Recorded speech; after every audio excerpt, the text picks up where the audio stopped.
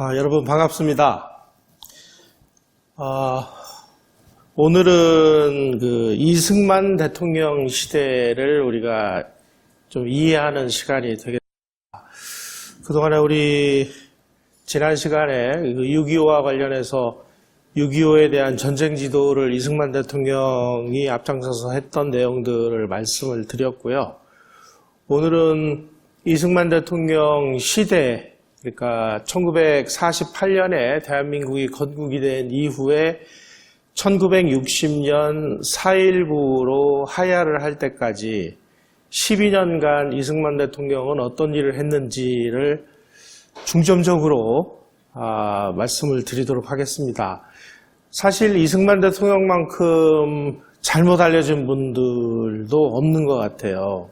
특히 이승만 대통령을 외교는 그런 대로 잘하셨던 것 같은데 경제나 이런 거는 문외한이었던 거 아니냐. 그래서 심지어 외교에는 귀신, 경제는 등신, 이런 식의 이야기까지 나오고 있습니다. 과연 그러면은 우리가 늘 제가 말씀을 드리는 건데, 그럼 이런 얘기들이 맞는 거냐? 우리가 사실관계를 한번 따져볼 필요가 있습니다. 경제 운영 능력이 가장 탁월한 역대 대통령, 이게 이제 언론에서 여론조사를 해서 발표를 한 건데, 여기에 이 붉은색으로 되어 있는 부분이 전문가들이라고 해서 경제 전문가들이 평을 한 겁니다. 그런데 박정희 대통령이 1위, 김대중 2위, 전두환 3위, 노무현 4위, 이승만 대통령이 5위래요. 그런데 이승만 대통령을 평가한 부분을 보면 전문가들이 오히려 일반인보다 더 안 좋은 평가를 해놨습니다. 과연 그럼 우리 이 경제 전문가들이라는 사람은 이승만 시대를 도대체 제대로 알고 있는 걸까? 이런 의문을 한번 우리가 가져볼 필요가 있습니다. 또 역대 대통령의 경제 정책을 평가를 했습니다. 전문가들이. 그런데 이승만 대통령은 노무현 대통령하고 같이 거의 꼴찌 수준입니다. 자, 그러면 이제 우리가 본격적으로 과연 이승만 대통령은 정말 이렇게 경제나 경제 정책에 대해서 역대 대통령 중에서 꼴찌 평가를 받을 만큼 정말 아무것도 한 일이 없는지 우리가 들여다보도록 하겠습니다. 1945년 우리가 해방이 됐을 때 1인당 소득이 약 35달러 정도로 나와 있습니다.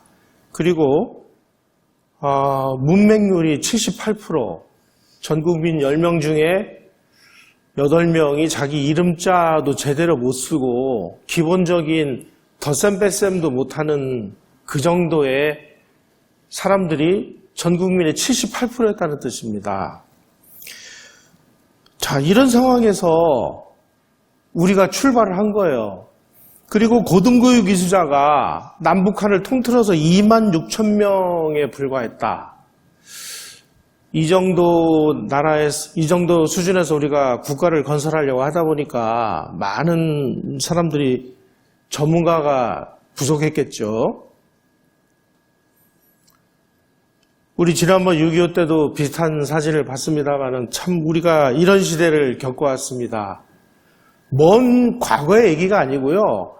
불과 한 70년 전의 모습, 이런 모습이었습니다.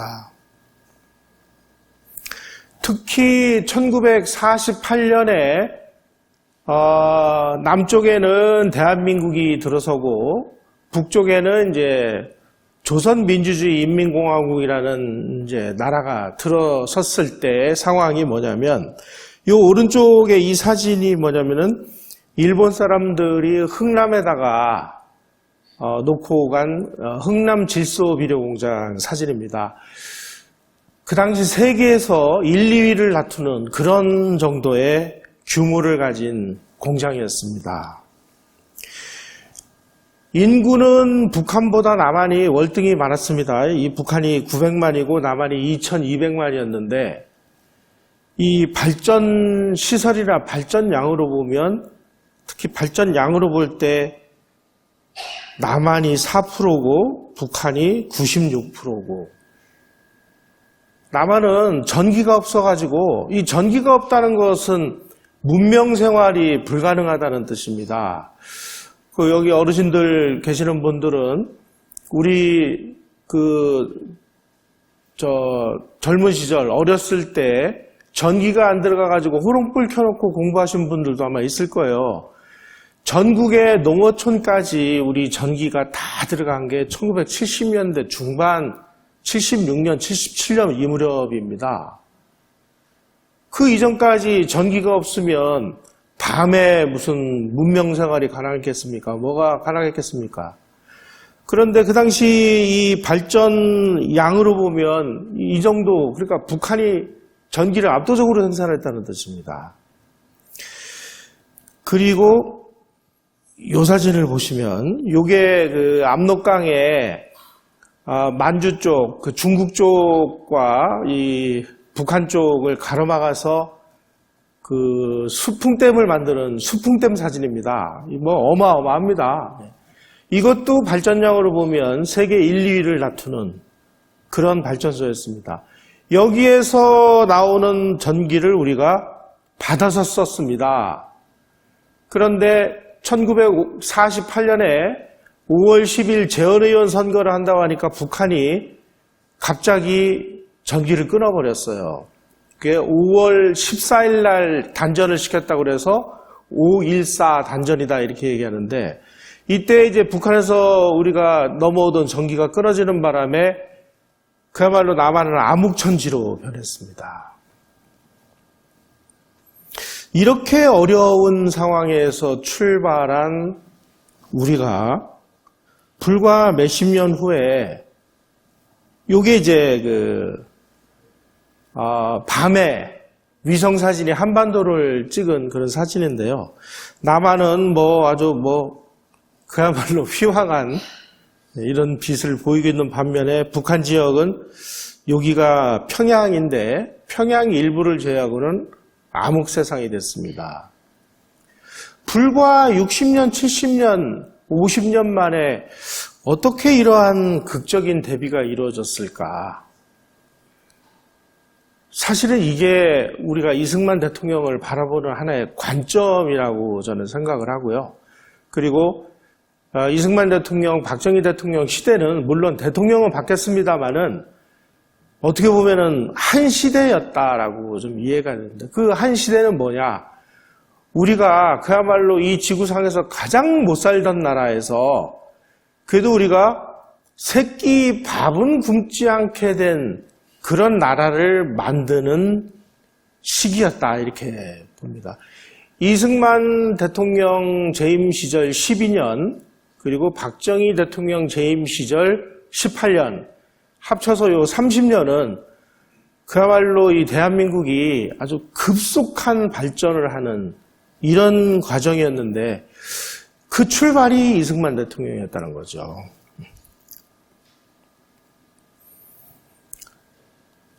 우리가 1945년에 해방이 됐을 때 아주 극심한 인플레이션이 발생을 했습니다. 왜 그러냐면 그 당시에 일본 사람이 그러니까 통계적으로 보면 76만 명에서 79만 명 정도가 그 한반도에 거주하고 있었는데요.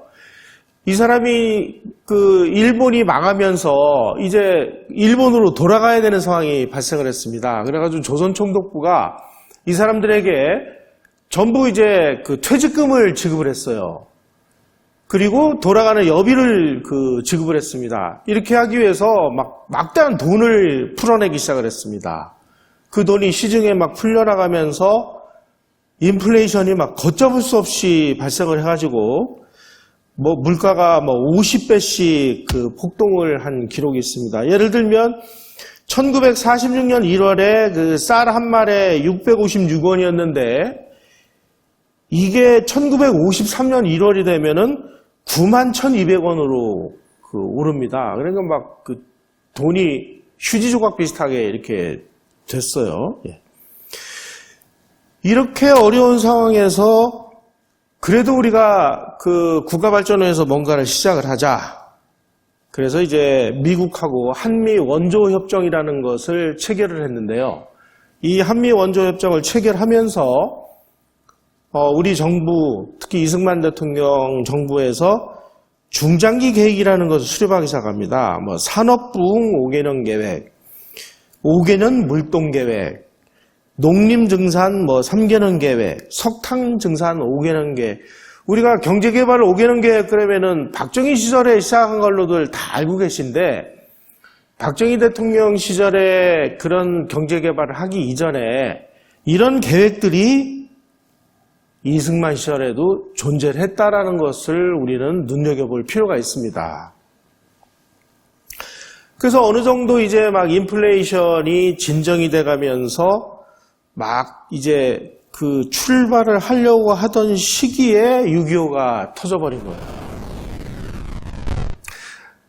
나중에 기록을 보면 우리가 전쟁 전 수준으로 우리 산업력이 복구된 시점이 언제냐? 1958년입니다. 그래서 1958년에 이승만 정부가 국민 여러분, 드디어 우리가 전후 복구를 완료를 해서 우리의 산업 생산력이 전쟁 전 상황을 회복했습니다라고 백서를 발간을 해요.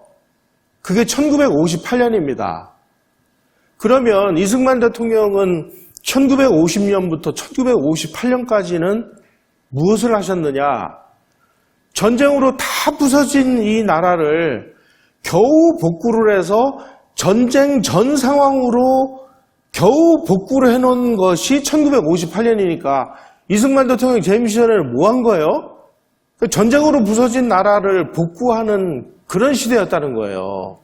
우리가 얼마나 어려운 시대를 통과를 해왔느냐 하는 것을 이해를 해야 되는데, 이런 거는 전혀 이해를 못하고 이승만 대통령은 경제에는 등실이다 이런 식으로 이야기를 하니까 과연 이게 맞는지를 우리가 좀 따져보기 위해서 이 자리에 모인 거죠. 특히 우리가 이 6.25 전쟁을 통해서 어느 정도의 피해를 입었는지를 한번 보도록 하겠습니다. 우선 인명피해에는 200만 명이 죽거나 다치거나 그랬습니다. 우리가 전쟁이 났을 때 남한 지역 인구가 2천만 정도로 좀 파악이 되는데, 물론 그 중에 이제 한 180만 명 정도가 월남을 했으니까 약 2,200만으로 보면 되겠습니다. 그 중에 200만 명이 전쟁을 통해서 전쟁 기간 동안에 죽거나 다치거나 인민재판에 의해서 희생을 당하거나 납북을 당하거나 이렇게 인명피해를 입었으니까 전 국민, 그러니까 북한을 우리가 따지지도 말자고요. 남한 지역 전체 국민의 약 10% 정도가 10명 중에 1명 정도는 그 인명피해를 당한 겁니다. 그리고 사회간접자본, 그리고 공업시설의 60%가 파괴가 됐습니다. 주택은 36%가 파괴가 됐어요. 그러니까 전 국민의 10가구 중에 한 3가구 내지 4가구는 이제 집이 없는 거예요. 전쟁 중에 집이 부서져가지고. 그때서부터 우리 국민들은 그냥 집에 관해서는 전부 트라우마가 있어가지고, 지금도 돈만 생기면 부동산 사잖아요? 돈만 생기면 아파트 사잖아요. 이게 다 이때의 트라우마 때문이에요. 한이 맺혀서 그렇습니다. 그 다음에 초등학교, 중등학교에 32%가 부서져가지고 교실도 없고 학교도 없어요. 그래서 저도 어렸을 때 3부제 수업을 받았거든요. 그러니까 2부제, 3부제 수업을 하지 않으면 안 되는 이런 상황에서 우리가 출발을 했다. 이렇게 보시면 되겠습니다. 그래서 총 피해액을 30억 달러로 추산을 하는데, 이거는 전 국민의 2년치 총 생산에 해당하는 참 어마어마한 금액입니다. 이렇게 엉망이었던 나라에서 우리가 어떻게 이 빠른 시간 내에 우리가 이 무역으로 먹고 사는 나라가 됐는지, 그리고 우리가 2012년에 20, 50클럽이라는 것에 가입을 했습니다. 그리고 2018년에 30-50클럽이라는 것을 가입을 했습니다. 이건 무슨 얘기냐면은 인구 5천만 명이 넘는 나라가 1인당 국민소득 3만 달러를 넘는 것을 30-50클럽이라고 하는데, 이 지구상에 30-50클럽에 가입을 한 나라는 정확하게 7나라밖에 없습니다. 일본, 독일, 미국, 영국, 프랑스, 이탈리아, 그 다음에 한국입니다. 20-50클럽도 똑같습니다. 우리나라는 지금 현재 우리가 선진국인데, 우리가 선진국이라는 사실을 이 지구상에서 우리나라 사람들만 모르고 있습니다. 우리는 막 헬조선이래요. 뭐 금수저, 흙수저래요. 막 그러면서 우리 스스로를 비하하고 우리 스스로 왜 이 모양 이 꼴이냐 뭐 이렇게 얘기를 하는데, 그 경희대학교에 와서 강의를 하는 그 임마누엘 패트리시라는 이 교수가 있는데, 이분이 하버드를 나오신 분인데, 이분이 하도 정말 어처구니가 없어가지고 이 지구상에서 대한민국은 명실상부한 선진국인데 선진국이 아니라고 우기는 대한민국 국민들을 위해서 책까지 썼습니다. 당신들만 모르는 대한민국이라는 책을 썼어요. 대한민국 국민 여러분, 당신들은 선진국이 맞습니다라고 외국인들이 이렇게 증명을 해줘야 되는 이런 이상한 나라가 되어버렸어요. 자, 이 출발이 어디서부터냐? 그 뿌리를 거슬러 올라가면 이승만이라는 그런 위인이 나타납니다. 이승만 대통령은 1945년 10월에 이제 그 혈혈단신으로 귀국을 했습니다. 귀국을 해서 이때서부터 국가를 이제 이끌기 위해서 공부를 시작을 하는데, 이게 왜 그러냐면 이승만 대통령이 1912년에 일본이 이제 그 백오인 사건 이런 걸로 인해서 이승만 대통령을 체포를 하려고 하니까 망명을 떠나가지고 1912년부터 1945년까지 무려 33년간 해외에서 망명 생활을 하잖아요. 그러다 보니까 이제 이 한반도 상황에 대해서 이 정보가 좀 부족했습니다. 그래서 각 분야에 뭐 예를 들면 뭐 정치, 뭐 경제, 산업 이런데 이제 전문가들을 모아가지고 일종의 이제 스터디 그룹을 만들어서 공부를 하기 시작을 했어요. 그때 이제 우리나라에서 이 각 분야 전문가들 다 만나서 한국이라는 나라를 파악을 해보니까 우리가 가지고 있는 자원이라고는 산에 묻혀있는 이런 지하자원밖에 없었습니다. 그 중에서도 제일 중요한 게 뭐냐? 중석이었습니다. 중석. 이 중석이라는 거는 뭐냐면은 그 대포를 만들 때 이 대포나 이런 것들은 아주 강력한 특수강으로 만들어야 되는데 이 고도의 압력을 견뎌야 되기 때문에, 그래서 이 철을 만들 때 여기다가 중석을 섞어가지고 특수강을 만드는 그런 이 아주 특이한 금속입니다.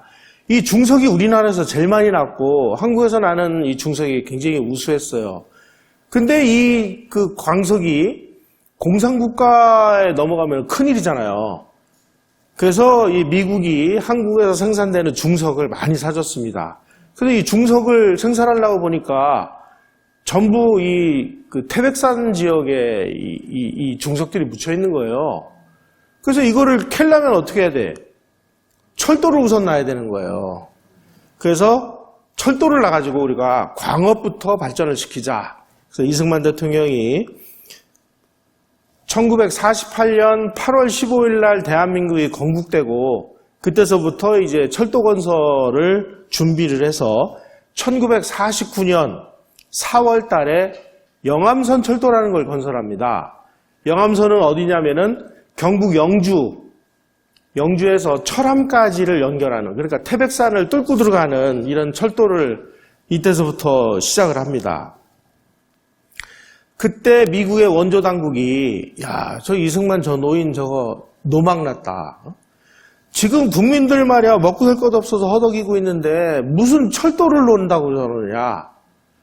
그런데 이승만 대통령 생각이 달랐어요. 이승만 대통령이 미국에서 공부를 할 때 학사학위는 조지 워싱턴 대학에서 했습니다. 석사를 하버드 대학에서 했어요. 하버드 대학에서 공부를 할 때 그 바로 옆에 그 가까운 곳에 MIT라는 아주 세계에서 제일 유명한 공과대학이 있었습니다. 그래서 공부를 하다가 막 머리가 아프고 그러면 MIT에 가서 거기서 공부하는 친구들하고 대화도 하고 그랬다고 기록들이 남아있어요. 도대체 농업국가인 한국을 근대화하려면 뭐부터 해야 되느냐. 이거를 열심히 배운 거예요, 그분들에게. 철도를 놔야 된다. 이런 것도 그때 배우신 겁니다. 만약에 이때 이승만 대통령이 이 영암선 철도를 놨으니까 망정이지. 그러니까 박정희 대통령 시절에 제일 먼저 한 일이 뭐예요? 태백산 종합개발 사업을 했잖아요. 그 태백산 종합개발 사업은 이승만 대통령 시절에 놨던 이 영암선 철도가 있었기에 가능했다. 만약에 그 시절에 이승만 대통령의 그 어려운 시절에 이 영암선 철도 건설을 안 했으면 태백산 종합개발 사업도 훨씬 늦어졌을 것이다. 이렇게 이해를 하실 수가 있습니다. 또 이승만 대통령은 우리가 뭔가 근대화를 하려면은 이제 엔지니어가 필요하고 기술자가 필요한데 이 기술자를 길러내야 되는데 이 길러낼 수 있는 고급 학교가 없는 거예요. 돈도 없지. 그러니까 이승만 대통령이 하와이에다가 만든 그 동지회라는 교민회가 있었습니다. 그 동지회관이라는 건물이 있었어요. 그 건물도 사실은 이승만 대통령이 거기 있을 때 이제 취득을 한 건데 이거를 매각을 해라. 그래서 그 동지회관을 매각한 돈을 가지고 와서 거기에 정부 자금을 또 보태서 요 인천에다 만든 것이 인하공대입니다. 인하공대 이름이 왜 인하공대냐? 인천의 인자, 하와이의 하자를 한 자씩 따서 인하공대다. 이렇게 지었습니다. 인천의 인자를 왜 넣느냐? 하와이 교민들이 제일 먼저 출발한 게 어디냐면 인천에 있는 그 소래교회라고 그 교회 교인들이 제일 먼저 하와이 사탕수수밭의 노동자들로 이민을 갔거든요. 그래서 인천에 있는 인천분들이 하와이 교민회를 형성을 한 거예요. 그래서 그것을 상징하기 위해서 인하대학, 인하공대를 만들었습니다. 제가 알아보니까요. 인하대학교 안에 이승만 대통령의 동상이 서 있었어요. 그런데 어느 날 민주화한답시고 그 동상을 쓰러뜨려가지고 지금 인하대학교 창고 안에다 넣어놨대요. 우리가 지금 이런 나라에 살고 있습니다. 인하대에 다니는 사람들이 이런 사실을 알고 있는지 모르겠어요. 그렇게 해서 이제 한국에 MIT를 만들겠다 하는 의지에서 만든 것이 인하공대입니다. 그래서 인하공대에서 많은 기술자 엔지니어들을 양성을 해서 사회 각 분야에 이제 진출하도록 만드는 거죠. 농지개혁을 우리가 또 이야기하지 않을 수 없습니다. 그 당시 그러니까 해방이 되고 대한민국이 건국이 됐을 때 자기 땅을 가지고 있는 비율, 자기 땅을 가지고 농사를 짓는 비율 30%밖에 안 됐습니다. 나머지 70%의 농민들은 뭐냐? 땅이 하나도 없으니까 땅을 가지고 있는 지주들의 그 농토를 빌려서 거기다가 농사를 졌습니다. 농사를 질 때 땅을 빌리는 이 지대를 줘야 되는데 이 지대가 1년치 뼈 빠지게 그 농사를 져서 소출한 소출의 50% 내지 70%를 지주들에게 줘야 됐습니다. 그러니 이 소작인들은 얼마나 어려운 상황에서 살았겠어요. 야, 이거 이래가지고는 이거 안 되겠다. 그러니 땅은 농사를 짓는 사람에게 돌려주는 게 맞다. 그런데 우리는 자유시장 경제를 하고 있는데 지주들에게 땅을 우리가 그냥 뺏어가지고 나눠줄 수도 없는 거고 북한은 그런 식으로 농지개혁을 했죠. 우리는 그래도 자본주의 국가인데 지주들로부터 땅을 수용을 합니다. 수용을 하고 정부가 이제 돈을 줘야 되는데 그 당시 정부가 돈이 없었어요. 그러니까 돈 대신 몇 년 몇 월 며칠까지 땅값을 이자까지 포함해서 뭐 몇 년 몇 월 며칠까지 주겠다라고 이제 지가증권이라는 걸 내줬습니다.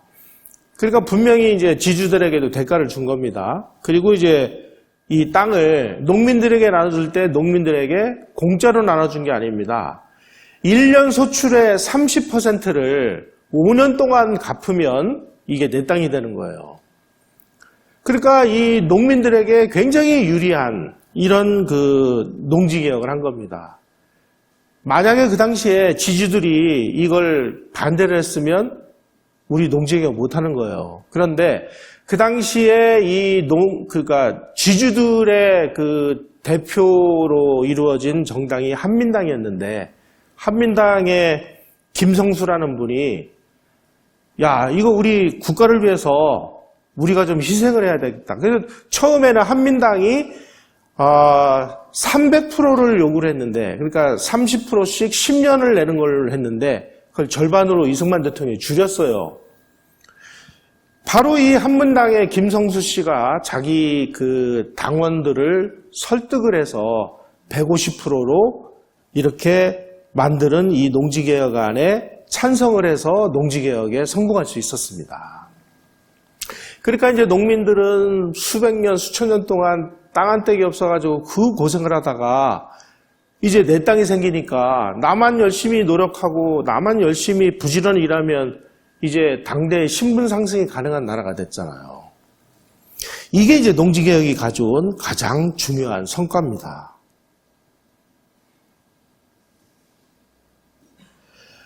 우리가 농지개혁을 만약에 그때 안 했으면은 아마 공산화가 필연적으로 됐을 거다. 왜냐하면 농지개혁을 하고 2달 후에 6.25가 터졌거든요. 그래서 이 일본 학자 중에 그 사쿠라이 히로시라는 학자는 김일성이가 6월 25일 날 남침한 것은 농지개혁을 못하게 하기 위해서였다. 뭐 이런 그 학설도 내놨는데 어쨌든 만약에 그 당시에 우리 농민들이 이 농지개혁이 안 돼 있었다면 무상몰수 분배 이걸 하겠다라고 공산당이 선언했을 때 다 공산당에 동조해서 아마 공산화됐을 가능성이 매우 높다 이렇게 이야기를 하고 있습니다. 북한에서의 농지개혁은 우리하고는 정반대로 돼가지고 무상몰수 무상분배였습니다. 그런데 무상분배라고 해서 땅을 나눠줬는데 알고 보니까 이 땅에 대한 소유권을 나눠준 게 아니라 이용권만 나눠준 거예요. 그래서 저당 잡히지도 못하고 남에게 빌려주지도 못하고 뼈 빠지게 그냥 농사 짓는 권리만 받아가지고 그래놓고 우리가 땅 줬으니까 현물세로 또 25%씩을 뜯어갔는데 나중에 그 연구 결과에 의하면은 무려 애국미 헌납 해가지고 70%를 뜯어갔대요. 그럼 뭐예요? 지주한테 땅을 뺏어가지고 공산당이 지주가 된 거예요. 농민들은 다 농노가 된 거예요, 농노가. 그러니 누가 열심히 일합니까? 아무도 열심히 일 안 하지. 그래서 막 생산성이 급격히 떨어지니까 야, 안 되겠다. 그동안 나눠준 땅 다 도로 내놔. 그래서 다 내놔가지고 뭘 만들었어요? 집단 농장을 만들었잖아요. 그리고 농민들은 그 집단 농장에 속한 농노로 만들어버렸어요. 오늘날 북한이 저렇게 식량 문제 때문에 고생을 하는 이유는 이 농지개혁이 실패했기 때문입니다. 요 지가증권이 그 당시에 이제 우리 정부가 지주들에게 나눠준 그 돈 대신 나눠준 거고요. 이거는 현금하고 똑같이 통용이 됐습니다. 그리고 이승만 대통령이 무엇보다도 본인이 이제 교육을 열심히 시킨 그런 대통령으로 아주 유명한데 이 교육혁명은 두 가지 면에서 우리가 큰 의미가 있습니다. 첫째로는 국문보급운동을 펼쳐가지고 이 문맹을 없앴다는 점. 그래서 이승만 대통령이 1960년 4월에 퇴임할 때까지 전 국민의 문맹률이 10% 선으로 떨어졌다. 78%에서 10% 떨어졌으니까 어마어마한 거죠. 또 한 가지는 이 고급 인재들을 교육시켰다는 사실입니다. 그래서 정부에서 돈만 생겼다 하면은 국비 학생을 뽑아가지고 외국으로 유학을 보내서 우리 젊은이들을 교육을 시킨 결과 1959년에 가서는 대학 진학률이 영국보다도 높아졌습니다. 그리고 이때 이제 국가에서 너무나 어려운 상황이다 보니까 교육은 시켜야 됐고 학교는 필요한데 정부는 돈이 없고 그러니까 이승만 대통령이 돈 있는 사람들에게 여러분 독립운동하는 심정으로 학교를 지으십시오. 그렇게 요구를 해가지고 우리나라의 사립학교 비율이 굉장히 높습니다. 특히 고급 교육을 담당하고 있는 대학교일수록 이 사립학교 비율이 높아요. 이거는 뭐냐? 그 당시에 이승만 대통령이 많은 돈 가진 사람들을 학교를 짓도록 사립학교 짓는 쪽으로 계속 유도를 해서 이런 결과가 나온 것입니다. 그래가지고 1953년부터 1960년까지 대학생을 중심으로 한 민간인 유학 그룹이 하나가 만들어졌고 또 우리가 군인들로 형성된 이 장교 유학 집단이 만들어졌습니다. 미국으로 가서 우리 군을 운영하기 위해서 군 유학을 갔다 온 사람 10,000명 이런 식으로 해서 한국에 이 외국에 가서 공부를 하고 온 요 집단들이 대한민국의 산업화를 이끌어가기 시작을 했습니다. 요때 요 사진이 이 국문 보급반이 전국을 순회를 하면서 이 한글 모르는 사람들에게 한글을 가르치는 요 사진이 되겠습니다.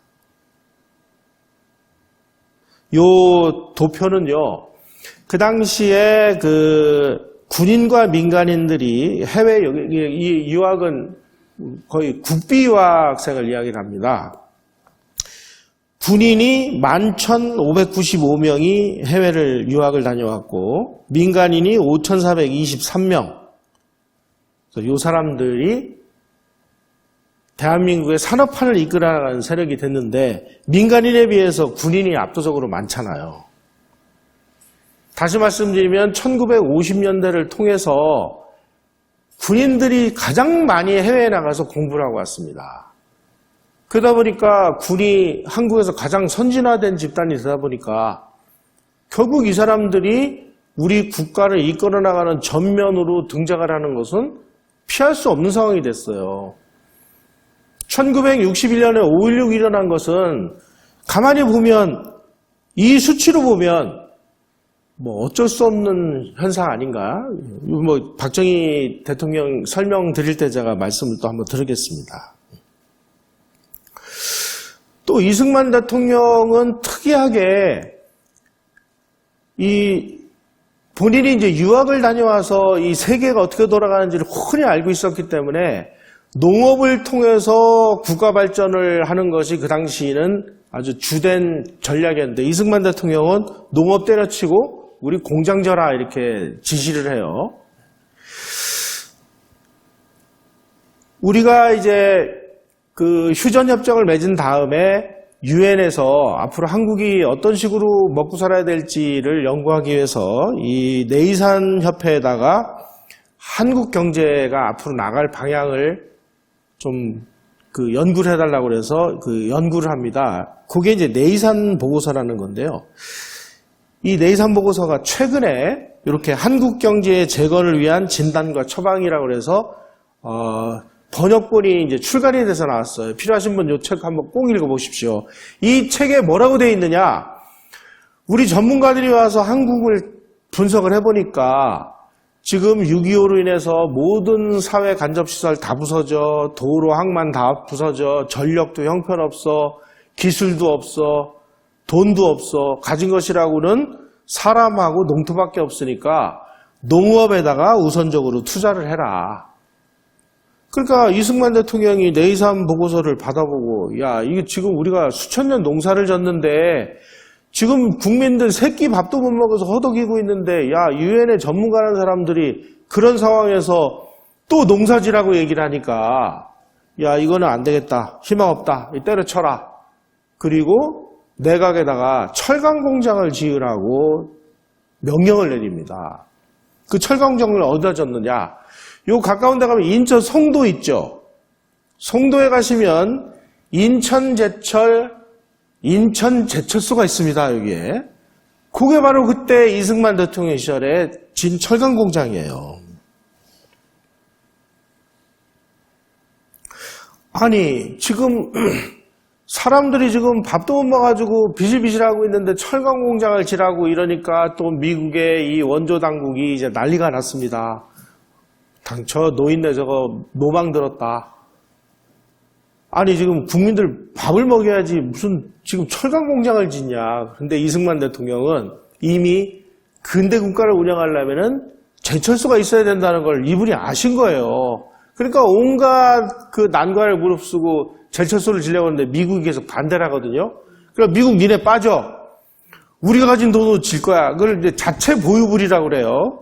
그래서 자체 보유물을 가지고 공장을 짓기 시작한 게 바로 인천 제철소예요. 이런 식으로 한국이 산업화에 성공한 이유는 미국 사람이나 세계의 전문가가 하라는 대로 하지 않았기 때문입니다. 이 세계의 전문가들은 농사부터 져라 이래가지고 농사 열심히 졌다가 망한 나라가 한둘이 아닙니다. 그런데 나중에 이승만 대통령의 이 전략대로 하니까 한국이 성공을 하거든요. 그러니까 자기네 책에다가 이걸 바꿨어요. 아, 한국이 성공한 이유는 서구의 전문가나 이런 사람들이 하지 말라는 대로 해서 성공했다라고 이 내용을 바꿔놨어요. 바로 이게 그 당시에 그 대한중공업공사라고 해서 바로 그 송도 인천 제철소, 그게 그 전에 대한중공업공사였는데 지금은 저게 이제 현대제철로 바뀌었죠. 바로 그겁니다. 이 공장은 2차 세계대전 이후에 후진국에서 진 최초의 제철소라는 사실입니다.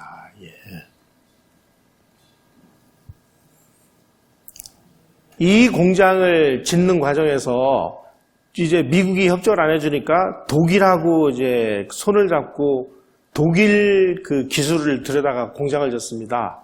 근데 우리가 제철소를 운영을 해본 사람들이 없잖아요. 그러니까 이승만 아이가 뭐 일만 생기면 유학생을 선발합니다. 국비 유학생을. 그래가지고 이때 제철 유학생을 10명을 선발을 해요. 그래서 독일로 유학을 보내가지고 공부를 시켜서 귀국을 시켰습니다. 그때 국비 유학생으로 뽑혔던 사람이 김재관 박사라는 분인데 얼마 전에 돌아가셨는데 이분 돌아가시기 전에 제가 인터뷰를 했는데요. 그분 하시는 말씀이 어느 날 경무대에서 오라고 그래서 갔더니 유학 자금을 이렇게 봉투에 넣어서 주면서 어깨를 어루만지면서 이런 얘기를 하시더래요. 우리가 지금 독립을 했는데 진정한 독립국가가 되려면 제철 공장이 있어야 된다. 지금 우리가 독립을 하기 위해서 제철 공장을 짓기 위해서 여러분들 그 유학을 보내는 거니까 한시도 놀지 말고 열심히 배워가지고 빨리 와서 이 나라에 그 훌륭한 제철소를 만들어라. 이렇게 말씀하시는 거 아니에요. 다들 울면서 이제 유학을 갔대요. 이분이 유학을 마치고 미국 유학까지 마치고 와서 무슨 일을 했느냐? 포항제철을 건설을 할 때 포항제철 설계를 우리나라 기술진들이 했습니다. 바로 이승만 대통령이 국비 유학을 보냈던 그 사람들이 공부를 하고 와서 포항제철을 질 때 이 사람들이 다 설계한 거예요. 그래서 우리나라 포항제철소가 세계에서 가장 효율이 높아요. 다시 말씀드리면 이승만 대통령 시절에 이러한 노력들이 있었기에 이런 인재들이 길러지고 이런 발판이 만들어져서 박정희 시절에 고도 성장이 가능했던 것이지 어떻게 무에서 유가 창조가 돼요. 다 이승만 대통령 시절에 씨앗을 뿌려놓은 거예요, 이게. 이런 게 뭐 한두 군데가 아닙니다. 또 우리가 한미방위조약을 통해 가지고 일단은 미국의 도움을 받아 가지고 이 남침을 방어하면서 우리는 적은 비용으로 비교적 국방비를 적게 쓰면서 국방비에 들어갈 돈을 전부 경제건설에다가 쓸 수가 있었잖아요. 그것도 다 이승만 대통령이 만들어 놓은 그런 업적이죠. 예. 무엇보다 이승만 대통령은 국민들이 이제 밥도 못 먹어서 좀 굶어 죽을 상황이니까 이 사람들 먹이기 위해서 잉여농산물 도입 협정을 만들었습니다. 요 지금 급식을 먹는데 미국 사람들이 준 옥수수, 그 다음에 분유 이런 걸로 우리 다 먹고 살았습니다. 저도 옥수수빵 먹고 학교에서 급식으로. 그런데 그런 식으로 다 먹여놨더니 나중에 뭐 반미대모를 이런 사람들이 있더라고요. 요게 그때 이제 미국이 우리에게 제공한 밀가루입니다. 여기 항상 이런 마크가 있었죠. 한국하고 미국이 악수하는. 예. 자, 요 사진 한번 이렇게 보시죠. 제가 이 사진 이렇게 소개하니까 웬 개를 소개하냐 이렇게 얘기를 하는데 이 개 보지 마시고요. 여기 있는 물고기를 보셔야 됩니다. 요 강아지는 이승만 대통령이 자식이 없었잖아요. 그래서 이제 자식 대신 강아지를 이제 이렇게 귀여워했대요. 그래서 항상 요 강아지들 이렇게 있는데 이게 뭐냐? 이게 남태평양에서 잡아온 참치입니다, 여러분.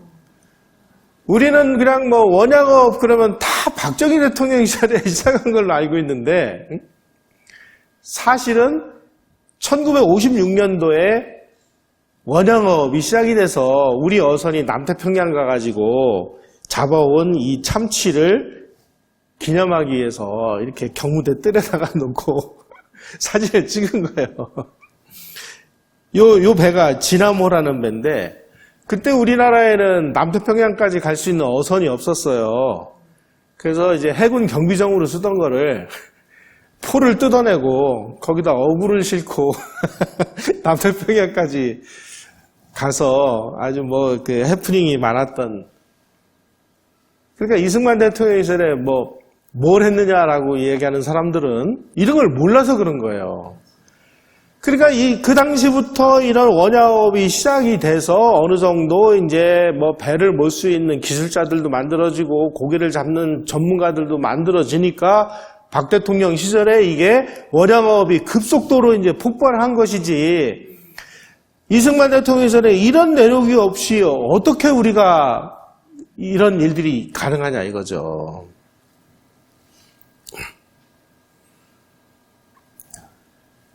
그 당시 이제 땔감이 많이 필요했습니다. 우리는 어쨌든지 간에 이 온돌 문화를 가지고 있는 나라이기 때문에 겨울에도 나무를 떼야 되고 밥도 나무를 떼서 해야 되고 물도 나무를 떼서 데워 써야 되고 이런 상황이다 보니까 산에 나무가 남아나질 않잖아요.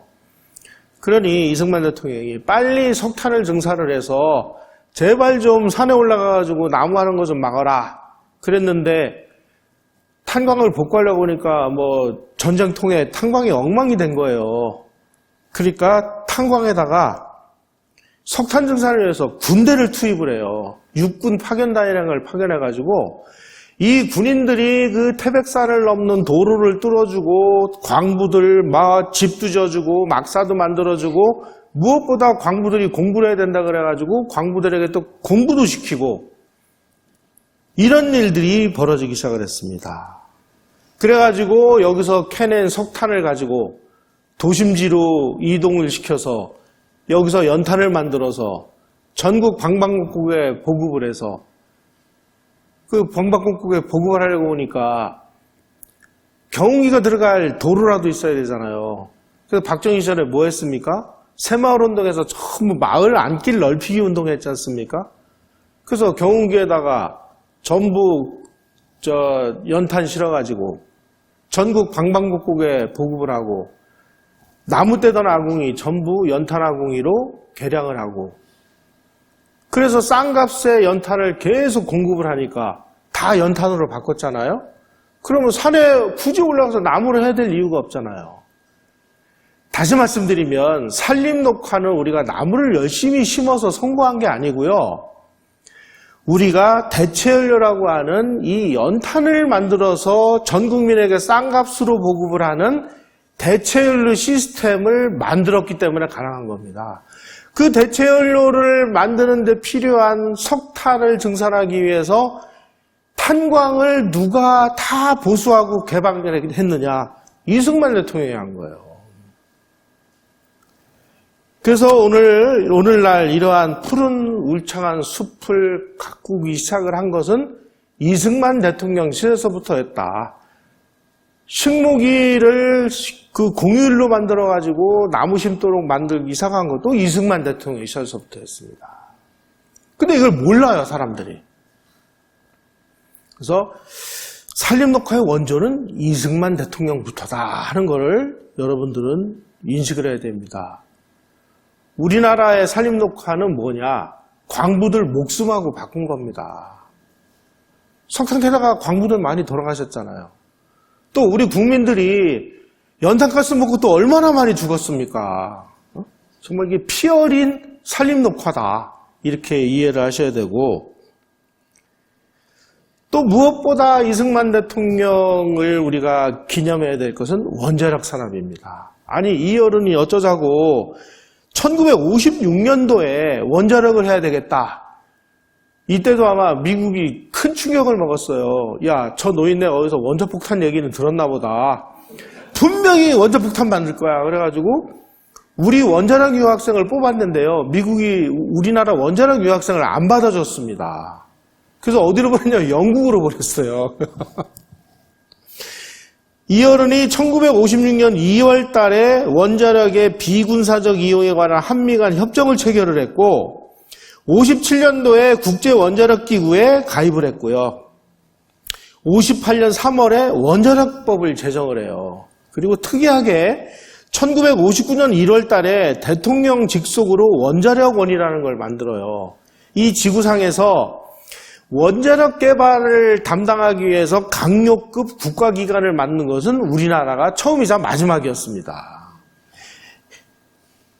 또 1959년 3월 1일 날 원자력 연구소를 설치하고 연구용 원자로를 설치를 해요. 이걸 위해서 또 원자력 유학생 20명을 뽑아가지고 유학을 보냅니다. 그분들이 유학을 다녀와서 결국 박정희 대통령 시절에 고리 원자력 발전소, 울진 원자력 발전소 그거 운영하고 건설하고 짓는데 이분들이 앞장서 가지고 오늘날 우리가 이 원자력 분야에서 세계에서 가장 선진국에 올라가 있지 않습니까? 이거를 지금 두들겨 부수려고 이상한 짓들을 좀 벌이고 있잖아요. 바로 이 사진이 연구용 원자료를 건설하기 위해서 이승만 대통령이 이제 이걸 시삽이라고 하는데 이 좌파들은 이거를 삽질이라고 그러죠. 여러분, 우리가 여기서 한 가지 아셔야 될 거는요. 때려 부수는 건 아무나 다 할 수 있습니다. 근데 건설은 아무나 못해요. 정말 큰 비전과 땀과 희생과 눈물을 정말 각오할 수 있는 사람, 원대한 꿈을 가지고 있는 사람 외에는 건설을 아무나 못합니다. 지금 문재인 정부에서 건설하고 있는 게 뭐가 있어요? 이 사람들은 그냥 자고 일어나면은 국민들로부터 세금 뜯을 생각만 하고 있잖아요. 주식거래세, 뭐에 지금. 이건 뭐예요, 이게? 국민 주머니 털어가지고 자기네들 생색내는 일을 하겠다는 거예요. 생산적이고 건설적인 일을 하는 걸 우리가 봤습니까? 태양광이 말이 태양광이죠. 계속 비 오고 흐리고 그런데 그런 날이 1년에 우리나라가 몇백일 되잖아요. 이런 나라에서 무슨 태양광을 한다고 전해요? 이건 정말 우리가 좀 심각하게 들여다봐야 될 부분입니다. 이승만 대통령이 이 시절에 원자력 안 했으면 우리나라 어떻게 할 뻔했습니까? 아까 전기 말씀드렸잖아요. 지금 그 전기가 거의 원자력에서 나오는 게 70, 80%인데 이걸 때려보시면 지금 중국에서 지금 전기 수입한다는 거 아니에요? 얼마 전에 저 언론 보도 난 거 보셨죠? 지금 이러고 있는 나라입니다, 이게. 그리고 경제개발 계획, 그러면은 또 박정희 시절에 했던 뭐 1차 경제개발 5개년 계획, 그러니까 경제개발 계획 이꼬로 박정희 정부 이렇게 알고 계신데, 사실은 경제개발 계획을 처음 수립한 건 이승만 정부였습니다. 58년에 부흥부 산하에 산업개발위원회라는 것을 설치해서 여기에서 경제개발 계획을 하자. 그래가지고 원래는 7개년 계획으로 세웠는데 앞부분부터 먼저 해서 3개년 계획으로 세웠습니다. 그래서 요게 정부로 가가지고 정부의 국무회의를 통과한 게 언제냐? 1960년 4월 15일이에요. 그로부터 나흘 후에 4.19가 터져가지고 이 3개년 계획이 실행이 되지 못하고 서랍 속으로 들어갔습니다. 그때 그 다음에 이제 작년 정부가 출범을 해서 야 우리도 뭐 좀 해야 되겠는데 뭐 가지고 와봐. 그래가지고 3개년 계획을 가져다가 이걸 전부 다시 또 5개년 계획으로 다시 만들었습니다. 그래가지고 이제 어떻게 빨리 하자 하고 준비를 하고 있을 때 또 5.16이 났어요. 그래서 시행을 못해가지고 또 서랍 속으로 들어갔습니다. 박정희 정부가 출범해가지고 야 우리도 뭐 좀 해보자. 그래가지고 뭐 가져와봐. 그래가지고 그때 우리 경제개발 계획이 있는데요. 그거 가지고 와봐. 가지고 와서 개수조정해가지고 실시를 한 게 제1차 경제개발 5개년 계획이에요. 그러면 박정희 정부에서 시행한 이 제1차 경제개발 5개년 계획의 원조는 어디냐? 이승만 정부예요. 자, 요 상황을 한번 보겠습니다. 이승만 정부 때 산업부흥 지원을 위한 산업은행이 발족됐고 화천발전소 발전기기를 수리를 했고 전원개발 5개년 계획을 수립했고 IMF, IBRD 가입을 했고 충주 비료공장을 기공을 했고 사상 최초로 발전량 10만 킬로를 돌파했고 뭐 등등등등 이런 일들이 이렇게 많은데도 불구하고 아무것도 한 일이 없대요. 아무것도 한 일이 없는 게 아니라 우리 국민들이 아무것도 공부를 안 하고 이승만 대통령만 욕을 해온 거예요, 지금까지. 이승만 정부 시절에 이승만 대통령이 1948년 대한민국을 건국한 이래 60년 4월 달에 하야할 때까지 정부 예산을 어느 분야에 얼마를 썼는지를 통계를 낸 자료가 있습니다. 통계를 내보니까 국방 분야에다가 전체 예산의 51%를 썼습니다. 교육 예산에 국민들 공부시키는 예산의 17%를 썼습니다. 나머지 32%를 가지고 뭐 이것도 하고 저것도 하고 했으니 우리가 얼마나 어려웠겠어요.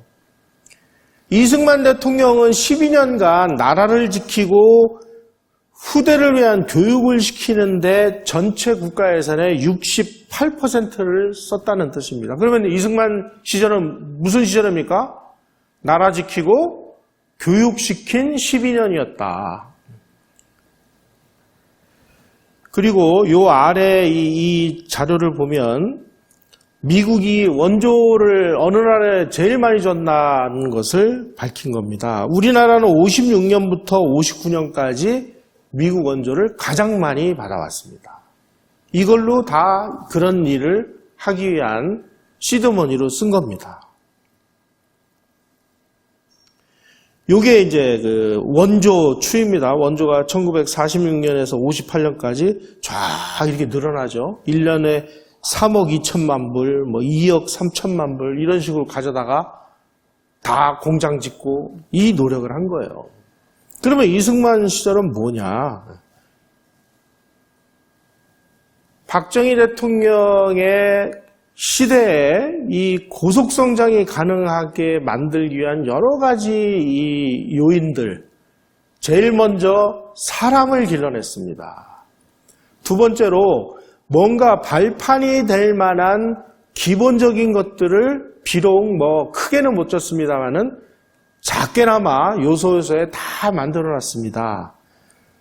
그래서 박정희 시절에 고도 성장이 가능하도록 하는 모든 요인들은 이미 이승만 시절에 만들어졌다.